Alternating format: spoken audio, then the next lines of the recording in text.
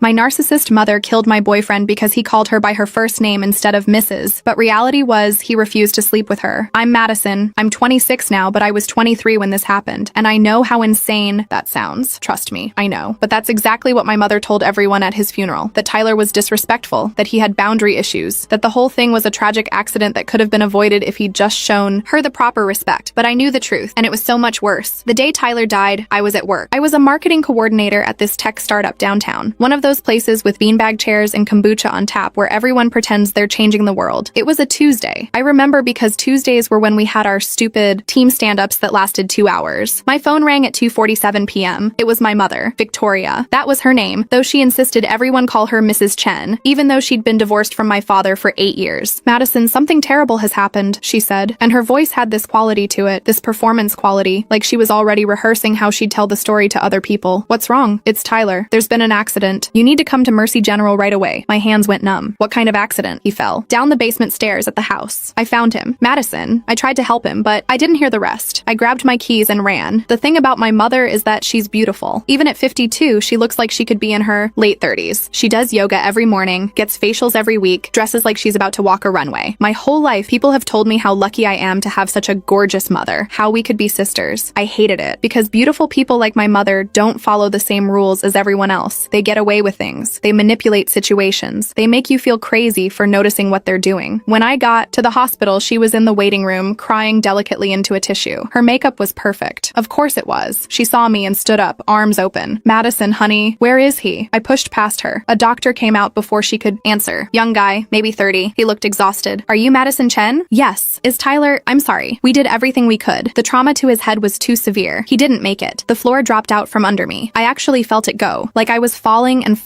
couldn't find anything to grab onto. My mother's hand was on my shoulder. I'm so sorry, sweetheart. It happened so fast. He was at the house, and he was going down to get some wine from the basement, and I heard this terrible crash. By the time I got there, I shrugged her off. Why was he at your house? She blinked. What? Tyler was supposed to be at work. Why was he at your house in the middle of the day? He stopped by. Said he wanted to talk to me about something. About you two, actually. I think he was planning to... She stopped, pressed the tissue to her eyes. I think he wanted to ask my blessing. For proposing, that should have made sense. Tyler and I had been together for 2 years. We'd talked about marriage, but something felt wrong. Tyler knew I had a complicated relationship with my mother. He wouldn't have just shown up at her house without telling me. I need to see him, I said. They let me into the room where they'd moved his body. He looked like he was sleeping. There was a bandage around his head, hiding the damage. I held his hand. It was still warm. I traced the lines of his palm with my finger. This hand that had held mine through movies and thunderstorms and bad days at work. This hand that had brushed hair from my face and wiped away my tears and pulled me close when I needed it. Now it was just still. Empty. I don't know how long I sat there. Long enough that the warmth faded. Long enough that a nurse came in and gently suggested I take a break. Long enough that my legs went numb from sitting in the same position. My mother came in eventually. Honey, we should go. There are arrangements to make. I'll help you with everything. I know how hard this must be. I looked at her. Really looked at her. Her eyes were dry now. There was something in her expression I couldn't read. Something almost like satisfaction hidden beneath the concern. How did he fall? I asked. I told you. He was going down the basement stairs. Was he facing forward or backward? She frowned. What? When he fell? Was he going down the stairs or was he coming up? Where was the impact? Madison, I don't think... Tell me exactly what happened. Something flickered across her face. Annoyance, maybe. Or calculation. He was going down. He must have missed a step. Those stairs are steep. I've told you before they're dangerous. I had been to my mother's house 100 times. Those stairs had a railing. They were carpeted. You'd have to be incredibly careless or incredibly unlucky to fall hard enough to die. Or you'd have to be pushed. The thought came unbidden, and I immediately felt guilty for it. This was my mother. She was narcissistic and difficult and made everything about her, but she wouldn't. She couldn't. But even as I tried to dismiss it, memories started flooding back. Things I'd pushed away or explained away or convinced myself weren't as bad as they seemed. Like when I was 16 and brought my first real boyfriend, Alex, to a family dinner. How my mother had spent the whole night touching his arm, laughing at his jokes, leaning in close when she talked to him. How she'd worn a dress that was too tight, too low cut for a casual dinner at home. How Alex had broken up with me 2 weeks later and wouldn't really say why, just that my family situation was complicated. Or when I was 19 and dating this guy named Connor from my college. How my mother had insisted on meeting him, taking us both out to lunch. How she'd ordered wine even though Connor and I weren't old enough to drink, then kept refilling her own glass and getting progressively more flirtatious. How she'd accidentally brushed against him when we left the restaurant. How Connor had stopped returning my calls after that. Or Jake when I was 17, the one who years later had finally admitted that my mother had cornered him at our house and kissed him. That she'd told him if he ever mentioned it to me, she'd make sure every everyone knew he'd been the one to initiate it, that she'd destroy his reputation. Jake had been terrified of her. He'd broken up with me over text and blocked my number. I'd blamed him for years, thought he was a coward, a jerk. Now I understood. He was just another victim. The funeral was 4 days later. My mother planned the whole thing. She picked the flowers, white roses and lilies, expensive and ostentatious. She picked the music, classical pieces that Tyler had never particularly liked. She chose the casket, mahogany with brass handles, the second most expensive one in the funeral home. She even chose what Tyler wore, pulling out a suit from his apartment that I'd never seen him wear. "He looks so handsome," she said at the viewing, touching his lapel. Her hand lingered there too long, smoothing the fabric with an intimacy that made my skin crawl. Tyler's parents flew in from Oregon. They were devastated. His mother, Patricia, could barely stand. She was a small woman, maybe 5'2", with graying hair and kind eyes that were now swollen from crying. I held her while she sobbed, and she felt so fragile in my arms, like she might break apart completely. Tyler's father, David, was stoic. In that way some men are when they're trying not to fall apart. Jaw tight, eyes forward, hands clenched at his sides. But I saw the way he looked at Tyler in that casket, saw the way his face crumpled for just a moment before he pulled himself back together. My mother stood off to the side, accepting condolences from people with this gracious, tragic air. She'd chosen her outfit carefully, a black dress that was elegant but not too somber, with a string of pearls that had belonged to her grandmother. She looked like she was attending a gallery opening, not a funeral. People kept coming up to her, telling her how sorry they were, how strong she was, how difficult this must be for her. Her, not me, not Tyler's parents who'd just lost their only son, her, and she ate it up. Every bit of attention, every expression of sympathy. She was the star of her own tragedy, and Tyler was just a prop. At the service, she got up and spoke, without asking me, without telling me she was going to. "Tyler was a wonderful young man," she said, her voice carrying through the chapel with practiced clarity, "but he had his struggles. He could be careless, reckless even. I tried to warn him about those stairs. I told him to be careful, but he was stubborn. He insisted on calling me Victoria instead of Mrs. Chen, even though I asked him repeatedly to show proper respect." She paused, dabbing at her eyes with a tissue. If he'd only listened, if he'd only been more careful, this tragedy could have been avoided. I felt every eye in the room turn to look at me, judging, wondering what kind of boyfriend I'd had who couldn't even show basic respect to his girlfriend's mother. Tyler's mom made a small sound beside me, confusion mixed with grief, because she knew Tyler. She knew her son, and the son she knew would never be disrespectful to anyone, let alone his girlfriend's mother, because it wasn't true. Tyler had always called her Mrs. Chen. Always. He was from the Midwest, from a small town where you said please and thank you, and called adults Mr. and Mrs. unless they explicitly told you otherwise. He'd probably die before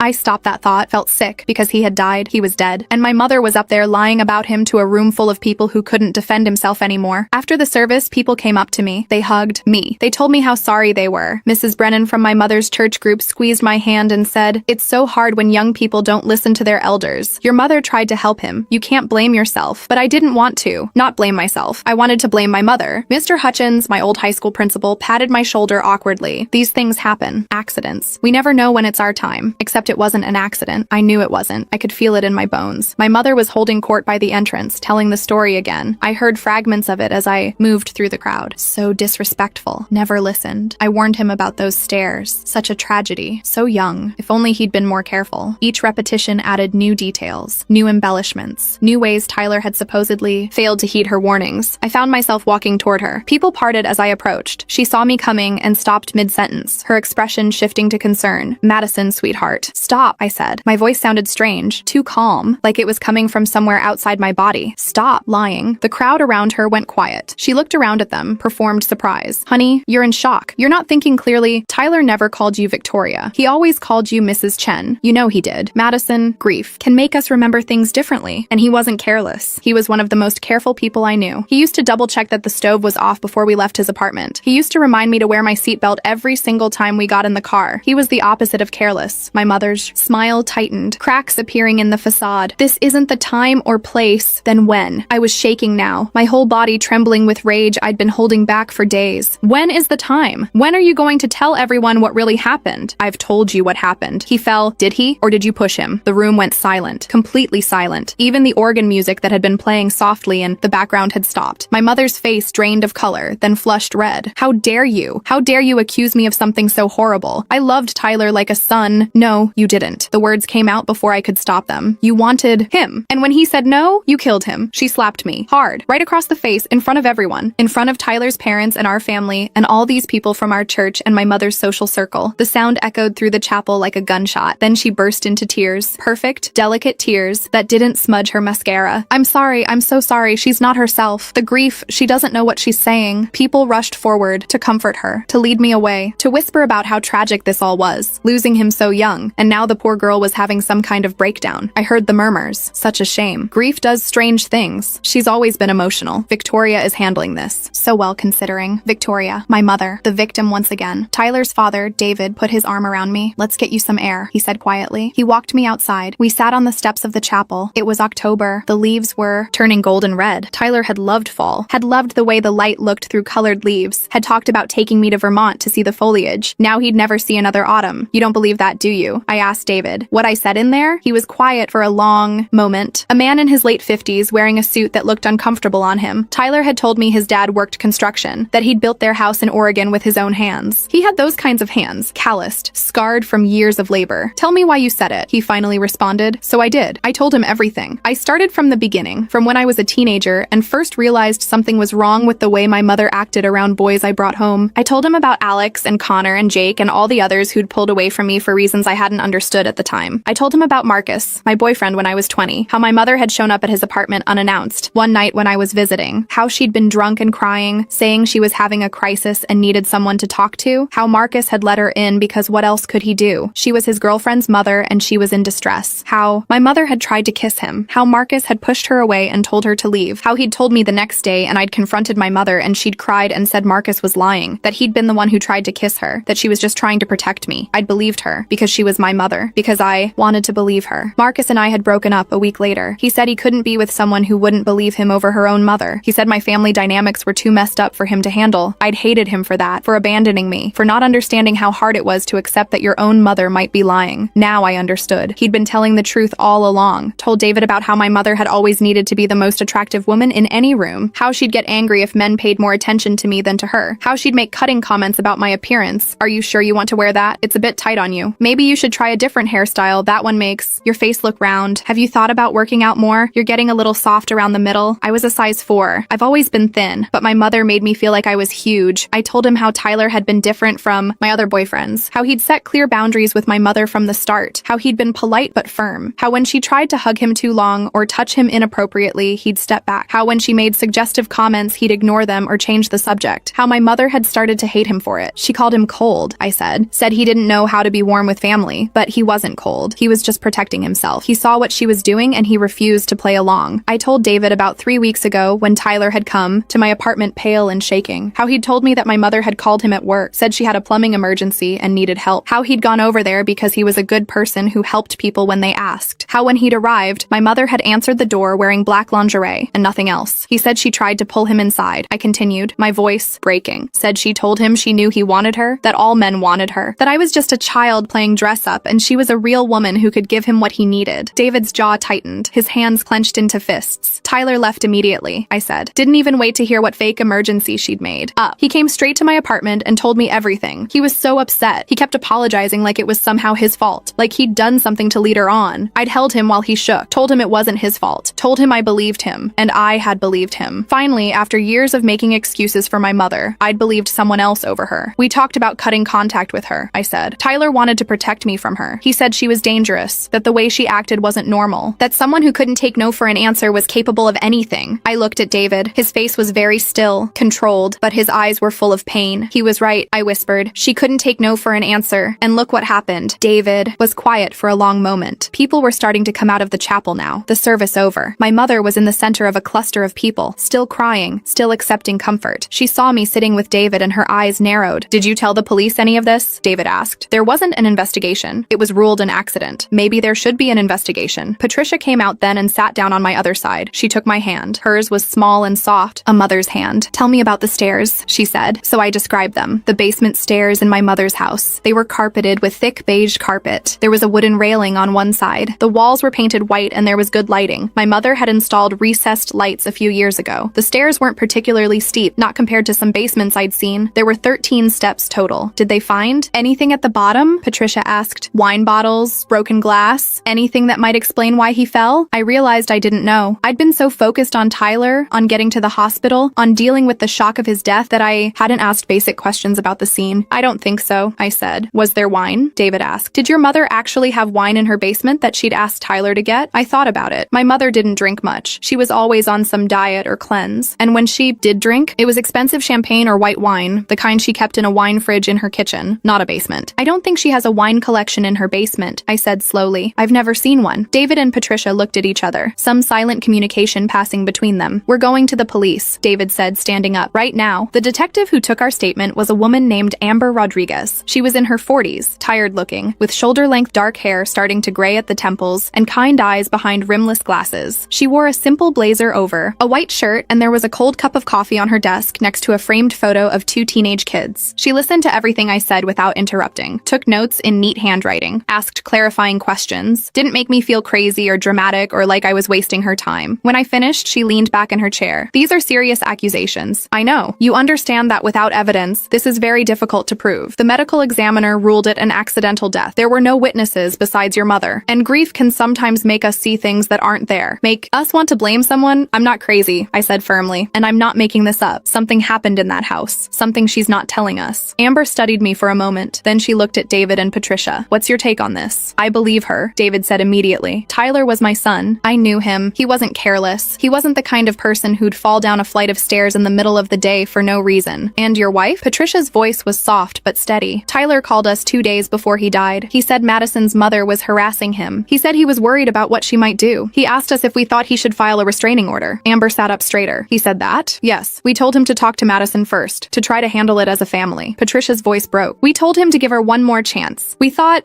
maybe if he confronted her directly, told her firmly to stop, she would. We didn't think she couldn't finish. David put his arm around her. Amber was quiet for a moment. Then she said, let me make some calls. It took 2 weeks, but they reopened the investigation. They went through my mother's house with a forensics team. They examined the basement stairs more carefully. They interviewed neighbors to establish a timeline. They pulled phone records. They looked at everything with fresh eyes, and they found something. There was a security camera at the house next door. The neighbors, an elderly couple named the Hendersons, had installed it 6 months earlier after a string of break-ins in the neighborhood. They hadn't mentioned it initially because they hadn't thought it was relevant. It was pointed at their own property after all. But cameras have wide angles, and this one caught part of my mother's driveway and her side entrance, the entrance that led directly to the basement stairs. The footage showed Tyler arriving at my mother's house at 1:47 p.m. He sat in his car for 3 minutes before getting out, like he was steeling himself, building up courage. Then he walked to the door and knocked. My mother answered. They talked for a moment on the doorstep. Even without audio, you could read Tyler's body language, stiff, uncomfortable, keeping distance between them. My mother gestured for him to come inside. He hesitated. She said something else. He looked at his phone, checking the time maybe, then nodded and went inside. 43 minutes later, my mother came out alone. She was on her phone. She was calm. Too calm for someone who'd just found their daughter's boyfriend dead in their basement. She walked to the end of the driveway, looked up and down the street, then went back inside. 4 minutes after that, she came out again. This time she was crying, visibly upset. She got in her car and drove away. Drove to the hospital, presumably, to be there when the ambulance arrived with Tyler's body. But what happened in those 43 minutes? And why had she come out, calm and collected, looked around, then gone back inside before discovering Tyler's body? Detective Rodriguez came to my apartment to tell me about the video. She brought another detective with her, an older man named Frank Moretti. They sat in my living room, the living room where Tyler and I had spent so many evenings watching movies and eating takeout and talking about our future, and showed me the footage on a laptop. We searched the basement more thoroughly, Amber said. There were scratches on the wall, defensive wounds, we think, like someone had tried to grab onto something while falling. But the weird thing is, they were higher up than they should have been. Too high for someone who just missed a step. What does that mean? It means he might have been pushed from behind with significant force, Frank said. His voice was gruff, matter of fact, enough to make him airborne for a moment before he hit the stairs. The trajectory of the fall, the impact points on the stairs, the final position of the body, it's all consistent with a violent push from the top landing. My stomach turned. I imagined Tyler's last moments, standing at the top of those stairs, my mother behind him, a sudden shove, the terror of falling, the impact, the pain, the knowing in those final seconds that he'd been right to be afraid of her. Can you prove it? I asked. We're trying. We brought your mother in for questioning yesterday. She stuck to her story, said Tyler came over to ask about proposing to you, said she sent him down to get wine as an excuse to give him a moment to collect his thoughts, said she heard a crash and found him at the bottom of the stairs. But there was no wine, I said. Correct. We searched the entire basement. No wine storage, no wine bottles, no wine rack, nothing that would suggest he had any reason to be going down there. What did she say when you pointed that out? Amber and Frank exchanged glances. She said she must have been mistaken, that maybe she'd asked him to check the circuit breaker or get something from storage. She kept changing her story, trying to find something that fit. That's not suspicious at all, I said bitterly. It's very suspicious, Amber agreed. But suspicious isn't the same as proof. We need more. We asked her which step he fell from. She said the the third or fourth from the top, and the blood spatter and impact patterns suggest he fell from much higher, more like he was pushed from the landing at the top of the stairs with enough force to send him into the air before making contact with the stairs. The forensic pathologist reviewed the autopsy. The injuries are consistent with a fall from that height, with significant force behind it. The angle of the skull fracture, the cervical spine damage, the way his ribs broke, it all points to a violent push, not a simple trip. So she's lying. She's definitely lying about something, Frank said. But we need to prove what actually happened, and that means we need more than just inconsistencies in her story. They kept investigating. They pulled phone records for both Tyler and my mother. What they found was damning. In the 3 weeks before Tyler died, my mother had called him 47 times. 47 times in 3 weeks. Tyler had only answered twice, and both calls lasted less than 2 minutes. She'd also texted him. A lot. The phone company recovered the messages. They printed them out and showed them to me in Amber's office. My hands shook as I read them. You're making a mistake choosing her over me. I can give you things she never could. I know what men really want. You think you love her, but you don't know what love is. Real passion. Real desire. Why won't you answer my calls? I just want to talk. You're being childish. One night with me and you'd understand. Stop ignoring me. I'm not going to let you throw away what we could have together. You felt it that day. I know you did. The connection between us. Madison is a child. She can't satisfy you the way I can. We need to talk. Come to the house. This is ridiculous. You're making this harder than it needs to be. I'm giving you one more chance. Come talk to me or I'll tell her you kissed me. Don't test me, Tyler. I always get what I want. If you don't come, I'll tell her you tried to sleep with me. She'll believe me. She always believes me. That last one was sent the morning he died. At 9:23 a.m., less than 5 hours before he showed up at her house. I read them twice, 3 times, trying to reconcile these messages with the mother I thought I knew, but the truth was, this was my mother. This was who she'd always been. I'd just been too close to see it clearly. He never kissed her, I said, looking up at Amber. He never wanted any of this. I believe you. She threatened him. She blackmailed him into coming over. It certainly looks that way. Is this enough? Can you arrest her? Amber hesitated. It's evidence of harassment, of obsession. It establishes motive, but it doesn't prove she pushed him. A defense attorney would argue that he came over to tell her to stop, and then he really did fall. That the texts prove she wanted him, but not that she killed him. But combined with everything else,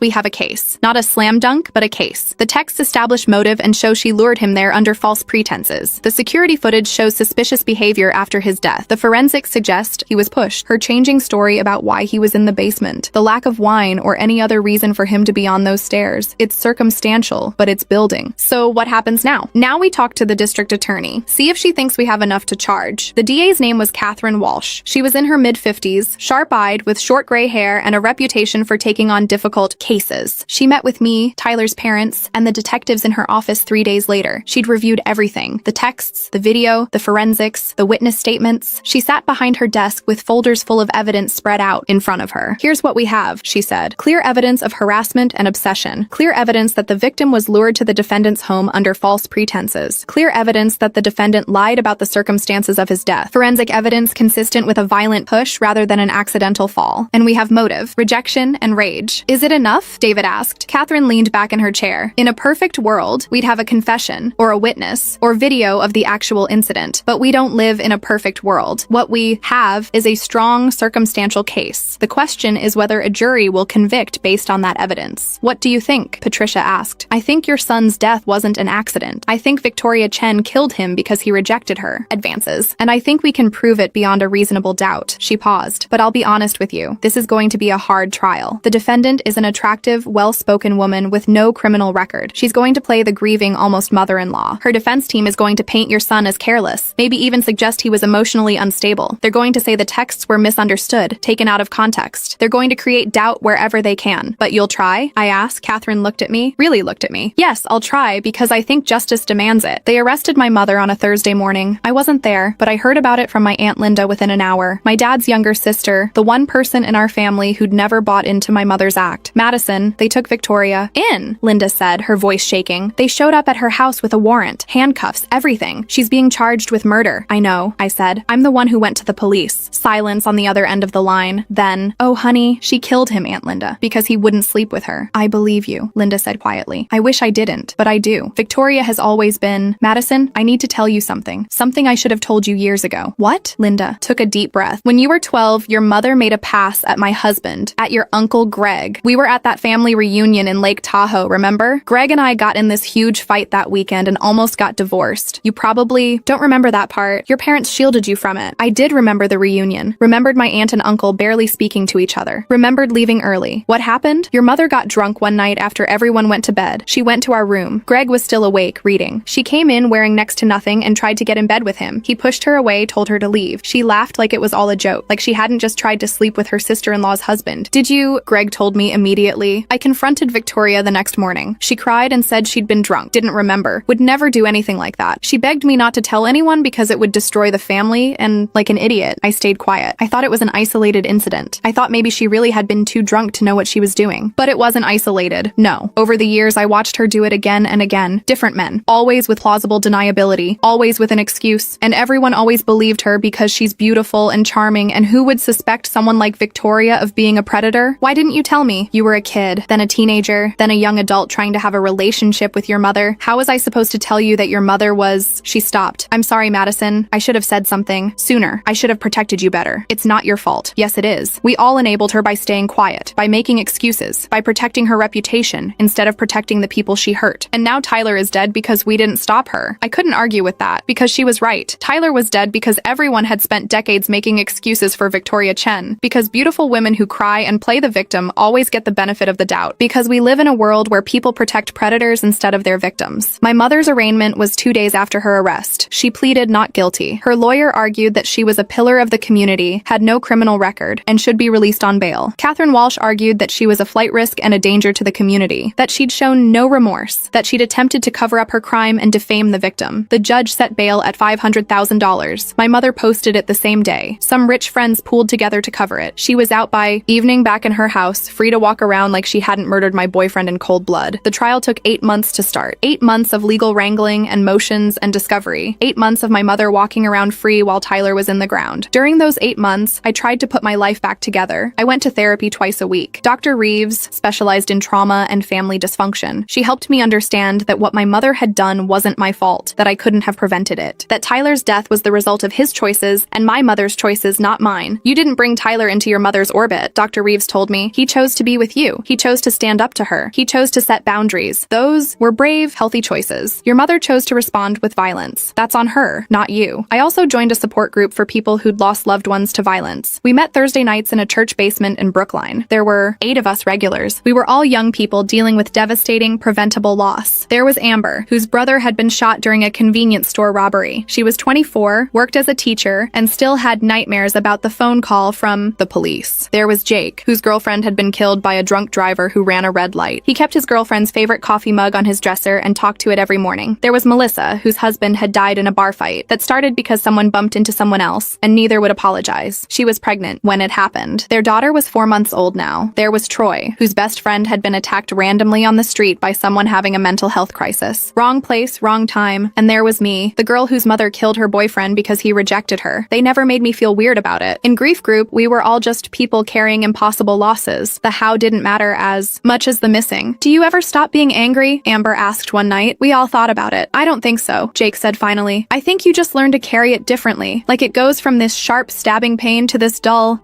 it's always there, but you get stronger at bearing the weight of it. He was right. I was still angry, furious even, at my mother for what she'd taken from me, at myself for not protecting Tyler better, at the world for being a place where something like this could happen. But I was learning to live with it, learning to wake up each morning and put one foot in front of the other, even though Tyler wasn't there to walk beside me. The trial finally started in June, almost a year after Tyler's death. The courthouse was downtown, an old building with marble floors and high ceilings that made everything echo. My mother's defense team was led by a man named Randall Pierce. He was from New York, expensive suit, perfectly styled silver hair. He specialized in defending wealthy people accused of crimes. His whole strategy was obvious from the opening statements. Paint Tyler as an unstable young man who developed an obsessive fixation on my mother and suggest that his death was either an accident or possibly not an accident at all. Maybe he'd intentionally flung himself down the stairs in a dramatic gesture. It was disgusting, but it was effective legal strategy. The prosecution's case was led by Catherine Walsh and her second chair, a young prosecutor named James Chen, no relation to my mother despite the shared last name. They were methodical, building the case, piece by piece. They started with the forensics. A forensic pathologist testified about Tyler's injuries, explaining how the pattern of impact suggested a violent push from behind rather than a simple fall. They showed diagrams, photos, explained the physics of it. My mother sat at the defense table looking small and sad. She'd dressed carefully for trial, conservative clothes, minimal makeup, hair pulled back, trying to look like a victim instead of a killer. They called Detective Rodriguez, who testified about the investigation, the inconsistencies in my mother's story, the lack of wine in the basement, the security camera footage. They played the footage in court, Tyler arriving, hesitant, my mother opening the door, him going inside. Then, 43 minutes later, my mother coming out alone, calm, looking around, going back inside, coming, out 4 minutes later, now visibly upset. Why would someone who just found their daughter's boyfriend dead in their basement come outside, look around calmly, then go back inside before calling for help? Catherine asked. Randall Pierce objected. Speculation. Sustained, the judge said. But the jury heard the question. They saw the video. They could draw their own conclusions. The texts were entered into evidence. All 47 calls, all the messages, the escalating desperation and then anger. The final threat. If you don't come, I'll tell her you tried to sleep with me. Catherine read them aloud in court, each one more damning than the last. I watched the jury's faces as they listened, saw disgust, saw understanding dawn. Randall Pierce tried to reframe them. These texts show a woman who was concerned about her daughter's relationship, a mother who thought her daughter's boyfriend might not be trustworthy. Yes, she crossed some lines. Yes, she was inappropriate, but inappropriate texts don't equal murder. It was a nice try, but even he had to know how weak it sounded, Tyler's parents testified. David talked about the phone call 2 days before Tyler died, when Tyler had asked about getting a restraining order. Patricia talked about what a careful, conscientious person Tyler had been, how he double-checked everything, looked both ways twice before crossing streets, always wore his seatbelt. Was your son the kind of person who would carelessly fall down a flight of stairs? Catherine asked. Objection, Pierce said. Calls for speculation. I'll rephrase. Based on your 30 years of knowing your son, did he display characteristics that would make a simple accident like falling downstairs unlikely? Yes, David said firmly. Tyler was extremely careful. Even as a child, he was cautious, methodical. He planned things out. He didn't take unnecessary risks, I testified. Told the jury about my mother's pattern of inappropriate behavior with my boyfriends, about Jake who'd been cornered and kissed, about Marcus who'd been propositioned, about the lingerie incident 3 weeks before Tyler's death. Pierce cross-examined me aggressively, tried to suggest I was making things up because I was angry at my mother, tried to imply Tyler and I had relationship problems, that maybe Tyler really had been attracted to my mother and I was in denial. Isn't it true that you and the victim argued frequently? He asked. No, never argued. Like any couple, we sometimes disagreed about things, but we didn't fight. Isn't it true you were insecure about his feelings for you? No. Your mother is an attractive woman, correct? Objection, Catherine said. Relevance goes to motive, Your Honor. The prosecution claims my client was obsessed with the victim, but isn't it possible the situation was reversed? That a young man dating a plain woman might be drawn to her? Attractive mother? I flinched. That word, plain, like a slap. The judge looked irritated. Sustained. Counselor, move on. But the damage was done. Pierce had planted the seed. Plain Madison and beautiful Victoria. Which one would a man really want? The trial lasted 3 weeks. Expert witnesses on both sides. Character witnesses. People from my mother's church saying what a wonderful person she was. People from Tyler's work saying what a stand-up guy he had been. But the real turning point came near the end. The prosecution had one more piece of evidence. One more thing that tied everything together. Tyler's phone. After he died, the police had collected his belongings from the scene. His wallet, his keys, his phone. The phone had been locked, and initially they hadn't been able to access it. But Tyler's parents had provided his passcode, and the forensic tech team had gone through it thoroughly. They found a voice memo app. Tyler had been recording, not video, just audio, but it was enough. Catherine played it in court on the 3rd week of trial. The courtroom was packed. Tyler's parents sat in the front row, holding hands. My Aunt Linda sat beside me. My mother sat at the defense table, very still. The recording started. Tyler's voice, quiet but clear. I'm going inside. If something happens to me, I want someone to know why I'm here. Victoria, Mrs. Chen, has been harassing me for weeks. She won't stop calling. She won't stop texting. This morning, she told me that if I don't come talk to her today, she'll tell Madison that I came on to her, that I tried to kiss her. It's not true. None of it's true. But I know Madison has a complicated relationship with her mom, and I don't want to make it worse. I don't want Victoria to poison Madison against me with lies. So I'm going to go in, tell her firmly to stop, and leave. That's it. I'll be back at work in an hour. Then silence. Then the sound of a car door opening. Footsteps on pavement. A knock on a door. My mother's voice. Tyler, thank you for coming. I can't stay long. I'm on my lunch break. Come in, please. We need to talk privately. Footsteps. A door closing. Then my mother's voice again. Lower now. Intimate in a way that made my skin crawl. You look so handsome today. Is that a new shirt? Mrs. Chen, I'm not here for— Call me Victoria. Please. We're both adults here. There's no need to be so formal. I'm here because you said you'd tell Madison something that isn't true. I want you to stop. Stop what? Her voice was playful, teasing. Like this was all a game. Stop calling me. Stop texting me. Stop. He paused, and I could hear the discomfort in his voice. Stop whatever this is you're doing. I don't know what you mean. Yes, you do. 3 weeks ago, you invited me over here and answered the door in lingerie. You've been sending me inappropriate messages. You've been calling constantly. You told me last week that you had feelings for me, that you and I could be good together. Is that so wrong? Her voice changed, harder now, colder. To want someone, to see potential, to recognize what I could give you? Madison is my daughter, and I love her, but she's just a child. She doesn't know how to take care of a man like you. Not the way I could. I love Madison. Madison. I'm going to marry her. No. Flat. Cold. Absolute. You're not. I am. I bought a ring last month. I'm just waiting for the right time to ask her. And I need you to respect that and leave me alone. I'm here to tell you that if you contact me again, I'm filing a restraining order. If you tell Madison any lies about me, I'll show her your texts. All of them. She'll see exactly what you've been doing. A pause. Then my mother laughed. It was an ugly sound. Nothing like her usual delicate musical laugh. You think you can threaten me? You think you can come into my house and threaten me? I'm not threatening you. I'm setting a boundary. There's a difference. You arrogant little... She stopped, collected herself. When she spoke again, her voice was syrupy sweet. Tyler, let's not fight. I'm sorry if I made you uncomfortable. That wasn't my intention. Why don't you come sit down? Let's talk about this like adults. I'll make us some coffee. I don't want coffee. I want you to agree to leave me alone. Fine, fine. I'll leave you alone. Happy? Now come sit down. Just for a minute. Let's end this on a pleasant note instead of with all this tension. Footsteps. Then Tyler's voice, wary. I'll stand, thanks. Suit yourself. Can I at least offer you something to drink? Wine? I have a lovely vintage in the basement. Come on, I'll show you. I need to get back to work. Just 2 minutes, please. I want to show you something down there. A gift I bought for Madison. I want your opinion on whether she'll like it. A pause. I imagine Tyler weighing his options, trying to be polite while also wanting to get out of there. Fine. 2 minutes. Footsteps. Going downstairs based on the echo. Tyler's voice. What did you want to show? This. My mother's voice. Close. Intimate. This is what I wanted to show you. Mrs. Chen, don't. One kiss. That's all. One kiss and I'll leave you alone. I promise. No, I'm leaving. This was a mistake. Don't walk away from me. Her voice sharp now. Angry. Do you know how many men would kill for a chance with me? Do you know how lucky you are that I want you? I don't want you. I want Madison. I love Madison. You love her? My mother laughed again. That ugly, bitter sound. You think that little mouse is worth more than me? You think she can give you what I can? Goodbye, Mrs. Chen. I'm calling that lawyer today. I said, don't walk away from me. Her voice rose to a shout, a scuffle. Tyler's voice alarmed. What are you? Get off me. You can't just reject me. No one rejects me. No one. Let go. Then a sound. A hard, violent sound. A push, maybe. Or a shove. Then Tyler's voice, just one word, sharp with terror. No. A crash. A terrible, sick sound of something. Someone. Hitting something hard. Multiple impacts. A rolling, tumbling sound. Then silence. Then a gasping sound. Wet and labored. Like someone trying to breathe through broken ribs and a collapsed lung. My mother's voice, breathless. Oh God. Oh God. Tyler. Tyler. Get up.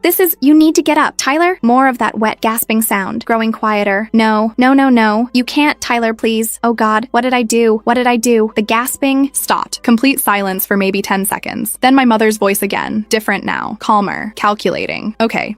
He came over to talk about Madison. He wanted to propose. I sent him down to get wine. He fell. It was an accident. An accident. No one can prove otherwise. He fell. That's the story. Footsteps. Going back up the stairs. A door closing. Silence. 5 minutes of silence on the recording. Then footsteps again. My mother coming back down. Her voice testing. Tyler, honey. Like she was just discovering him. Then a scream. Practiced. Perfect. Oh my God. No. Please. No. More footsteps. Going back up. A door. Then, a minute later, my mother's voice again. Calm now. Professional. 1. What's your emergency? The recording ended. The courtroom was silent. Completely silent. No one moved. No one breathed. I was crying. Silent tears running down my face. Beside me, Aunt Linda had her hand over her mouth. In the front row, Patricia was sobbing into David's shoulder. My mother sat at the defense table perfectly still. Her face was blank, empty, like she wasn't even there. Randall Pierce stood up, mouth opening, probably to object or ask for a mistrial or something, but what could he say? We'd all heard it. Every word, every sound. Tyler's terror, the impact, the wet, dying sounds. My mother's realization of what she'd done followed immediately by her decision to lie about it. The judge banged her gavel. We'll take a recess. 1 hour. They led the jury out. They led my mother out. I stayed in my seat, unable to move. The recording kept playing in my head. Tyler's voice. I love Madison. And my mother's response. You're not going to marry her. She'd killed him for loving me, for choosing me over her. That was the truth. The ugly, narcissistic truth. She couldn't stand that someone preferred me to her, couldn't tolerate rejection, so she'd taken him away forever. The jury deliberated for 3